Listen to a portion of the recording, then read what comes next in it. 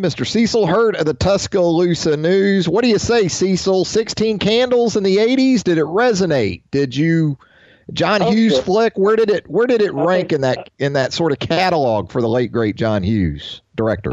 In some ways, it's certainly the best one. It's got that most iconic. Because the soundtrack's kind of a mix. It's got some 80s in there. It's got some Kajagoogoo and some Spandau Ballet. Boingo, Boingo. It's got Turning Japanese on there, which sort of contributes to the ambiguous ethnicity of Long Duck Gong. Is he Korean? Is he Japanese? Is he Chinese? We kind of get he's sort of a combination of all that. But I think that they had money to spend. I think you could license songs a little more cheaply back then. Because they've got the big, they've got David Bowie, Young Americans, which is a great, great song. Yeah, they do. And they got Anthony Michael Hall doing some Lennon McCartney doing Birthday. Hey Jude. So I think Hey Jude. So I think they could throw whatever they wanted to and make it stick. So Cecil. And yes, given the choice of 16 Candles or Pretty in Pink or Breakfast Club, I would take 16 Candles. Okay, so you've got it. That was the next question, because Pretty in Pink to me was kind of a letdown, for what we were expecting at that point from the Brat Pack of the 1980s. Yeah. But it really comes down to, doesn't it? Yeah, very good soundtrack. But it really does come down to Breakfast Club or 16 Candles, doesn't it? When we're talking John Hughes flicks. It does, and then. Ultimately, 16 Candles has Jake Ryan, and what are you going to do? It's a classic, and so is Breakfast Club, but a different kind. And every high school had Jake Ryan, right? I mean, we all went to high school with a Jake Ryan that we really just couldn't compete with in any way possible. Right. Your high school, or certainly my high school, might not have had the Porsche driving Jake Ryan, but they had the good-looking, mature guy, sure, absolutely. Well, actually, Cecil, believe it or not, we wanted to have you on to talk some sports now that we've sort of reviewed the work of the great John Hughes. But, we haven't talked since the Hugh Freeze situation unfolded over at Ole Miss. Now, of all the potential in-game scenarios for Hugh Freeze, Cecil, and I think we all kind of wondered exactly how long this thing could go on, especially with what looms with the NCAA. Did you ever envision something like this? No, Houston bringing it to a head. No, and I don't think anybody did, except for the people who are supposed to, when there's an NCAA investigation, go through those phone records line by line. That's part of what your compliance people have to do. So somebody missed something in that, I would say, or chose to regard it as outside the scope of what they were looking for. And they got caught, got burned. So from that standpoint, I guess they're related. But we've come a long way from January of 2016, where it was tennis and women's track that were going to take the hit. That's it, though, Cecil. That's all it was, right? I mean, and tennis and track, maybe some women's basketball, Cecil. Just a little women's basketball in there, maybe. Well, that's all it was going to be. We'll see, and they will fight over it forever, and they'll gnaw at each other, I'm afraid, Ole Miss and State. But we'll see what their committee hearing is, and what the results will be, but I hate to see anybody lose their job, and that includes Hugh over personal decisions and feel bad for his family. But I always thought Hugh protested a little too much about their squeaky cleanness at Ole Miss. The manner in which this came to light, Cecil, we had Steve Robertson of GenesPage.com, self-professed huge Mississippi State fan, okay, that covers Mississippi State recruiting for a website. Did that bother you in terms of precedent for what we could see in the future from different fan bases, especially ones pitted against rivals potentially? Sure. Everybody's got a computer, and everybody that wants to apply their resources to bringing down the other team. I don't know that that's particularly healthy. I would hate to base my career on investigating Auburn or LSU or Tennessee while covering Alabama. But that's certainly fair game. You certainly can do it if you're motivated enough. Some would say obsessed enough to do it that way. So, and I think you've talked to Steve. I think he felt like that nobody else was doing it. Nobody was stepping up to the plate and doing it, so he was going to do it. And that's I certainly don't have any problem with that. If that's what he wants to do, I commend him for being diligent. That's exactly what he contends, Cecil, is that he tried multiple times going back to 2012 with the ACT situation to hand it off to others within the state media and really couldn't find any takers. So off Steve went, and off he went indeed. Wanted to also talk to you, obviously, Cecil heard of the Tuscaloosa News. This Deshaun Hand arrest over the weekend, the Alabama senior defensive end. And as soon as this happens, as you would expect, questions about measures of discipline that Nick Saban will take potentially against Deshaun Hand. And it always goes back to the S word, doesn't it? I mean, it's suspension or bust. It seems like if you don't suspend the guy in this situation, you're going to get hammered. I think most fans it's binary. It's either 0 or 1.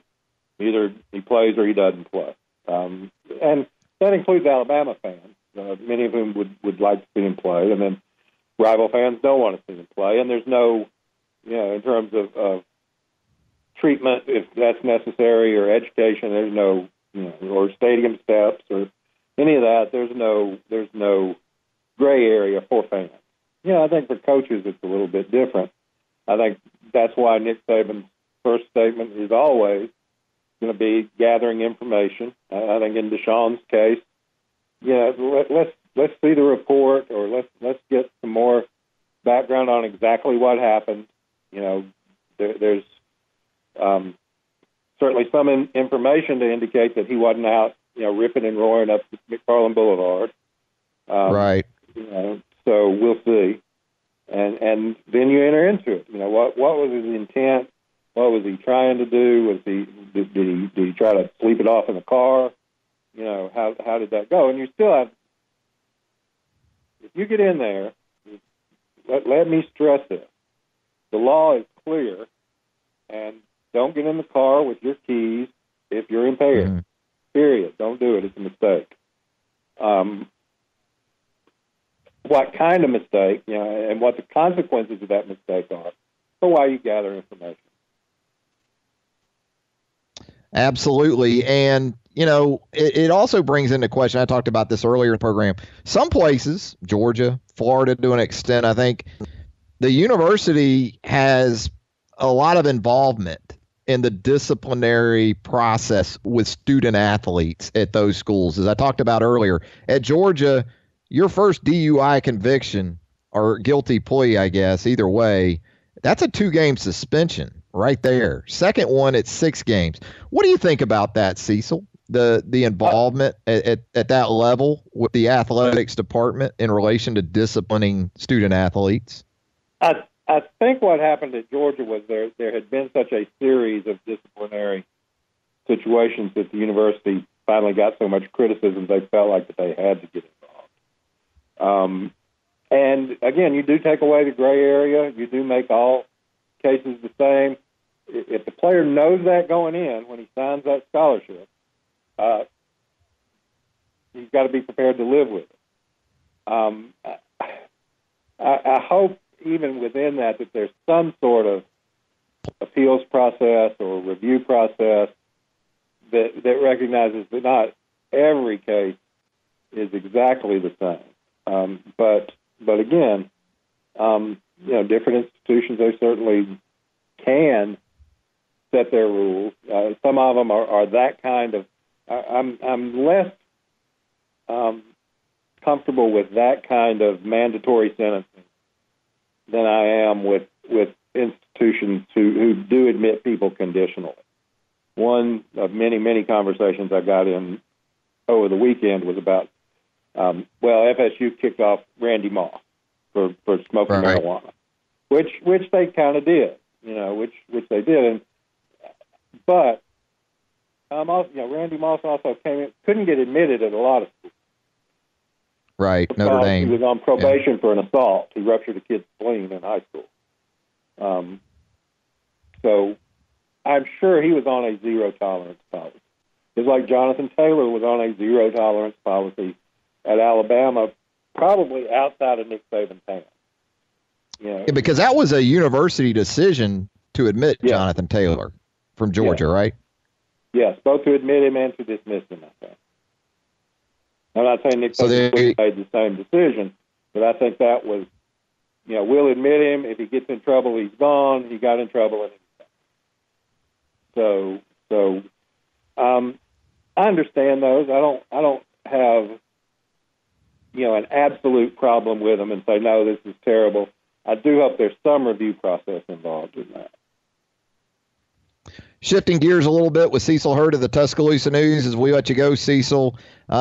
Busy stretch coming up for you. We got the start of fall camp and then the men's basketball team's trip to Canada. Talk about the juggling act you're going to have going on there. I know you're looking forward to both. Probably the trip to Canada a little bit more than early practices in August, and I can't blame you for that. Well, I wish I got to go. I was kind of planning to go, and some situations come up that I can't go, so I'll see them actually play in Annapolis. But we all get to see them Wednesday night. They have an open practice, so I think there'll be a lot of interest in that because there's been so much hype around this team. And then we'll get to see them. I know the McGill game is streaming, and I suspect all three games will end up streaming on the internet, where you can at least watch it. Maybe one guy with a handheld, but better get your Dramamine out for some of the camera work. But we'll get to see how those things go. So it's been good. Avery, as you know, you were there when he opened things up last week, and very smart move in a kind of a lull period that got a lot of publicity for the team. I think Wednesday night will be popular, but it's going to get, and I know it's going to get a little overwhelmed with the football starting on Thursday. So, it's going to be a hectic week. I've already kind of started. We get the coordinators on Saturday. Dayball and Pruitt, which we rarely get, and kind of trying to figure that out because it's usually a Sunday. This year it's a Saturday and graduation day, so there's a lot going on. It's going to be a busy week by Tuscaloosa standards for early August. And you mentioned last week in the access we had to Alabama men's basketball. Cecil, I know that Avery is an upbeat guy, an enthusiastic guy, an optimistic guy, but do you get the sense that he knows he's got a little something going into this upcoming season? Because that's the sense I get from Avery Johnson. Yeah, he's a realistic guy. He also knows, and he wants to be positive and optimistic and buckle up and get people excited and so forth. But he also knows that these guys are freshmen, that they'll do a lot of improving, a lot of growing between now, 1st of August, and the 1st of November. So he wants to see some of that. He'd probably love to have no truer words were ever spoken about. Every basketball coach who ever lived or coached one game, he'd like to have one more big guy. Everybody always like to have one more. Just have one more big guy. One more pass rusher. Somebody's going to have to rebound. Somebody's going to have to. I think Giddens can do that, and Dante Hall. Some guys are going to have to help them from a depth standpoint. But as far as spreading it out, putting 25 seconds on the clock, and telling them to go score, and the other team figure out how they're going to guard them, they're going to be pretty good. I think they're going to be pretty good. They're going to be a lot of fun to watch. I'm the last guy to put a lot of pressure on a freshman, but Sexton makes it different. I mean, Colin Sexton just makes that situation different. The same way, not making a comparison, just in the same way that a De'Aaron Fox did for Kentucky last year. Watch the Kentucky-Alabama game at the SEC tournament and see what you do with De'Aaron Fox, and see how willing Calipari was just to spread the floor, give him the ball, and let him play, and that's with some really great players around him. And the mindset change, Cecil, right? I mean, it's not just the physical attributes and the level of play that he performs at, Colin Sexton. This guy comes in expecting to win, and that changes sort of the mindset, and I think it's going to elevate everybody around him. I think it will, because I think they've got good competitive kids. You never know what chemistry is going to be, but Braxton's attitude seems good. He certainly looks better. Herb I've known for a long, long time, since he was in the 9th grade. Is a great competitive kid. Dejan, I think, has developed into that more and more. I think they had to kind of light a fire under Dejan when he first got here, but I think Giddens is tough, hard-nosed kids that transfer from Ohio State. I shouldn't call them kids, young man. So I think that's infectious. I think John Petty, he's the other guy everybody likes to see, and so I thought last year at Johnson, or I'll always call it Johnson, at Jemison High School. I think by the end of his high school career, John had reached everything that high school basketball could do for him. Still played great, still won the state championship, but that's a guy that was ready for the next level to challenge